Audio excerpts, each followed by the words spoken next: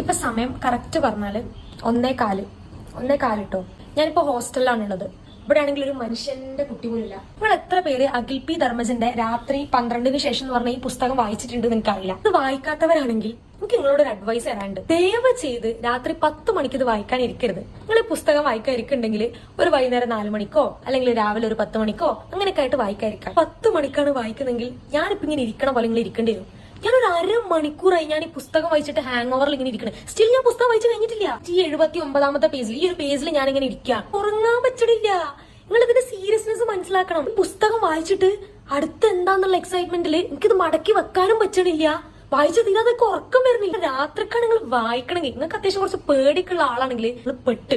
ഞാനിപ്പോ ഇങ്ങനെ ഇരിക്കണ്ട്. ഞാൻ ഇങ്ങനെ ഒരു മരഭൂതം പോലെ ഇങ്ങനെ ഇരിക്കാണ്. നിങ്ങളിങ്ങനെ ഇരിക്കേണ്ടി വരും. നിങ്ങൾ വിചാരിക്കും ഇത് വേഗം വായിച്ചു കഴിഞ്ഞാൽ പോയെന്ന്. പറ്റണില്ല. തലക്കൊക്കെ ഒരു അടി കിട്ടിയ പോലെയാണ്. പറഞ്ഞ എത്രത്തോളം നിങ്ങൾ വിശ്വസിക്കുന്ന അറിയില്ല. ഇങ്ങനെ ഞാൻ ഇരിക്കാൻ തുടങ്ങിയിട്ട് ഒരു 1/2 മണിക്കൂറിന് മേലെ.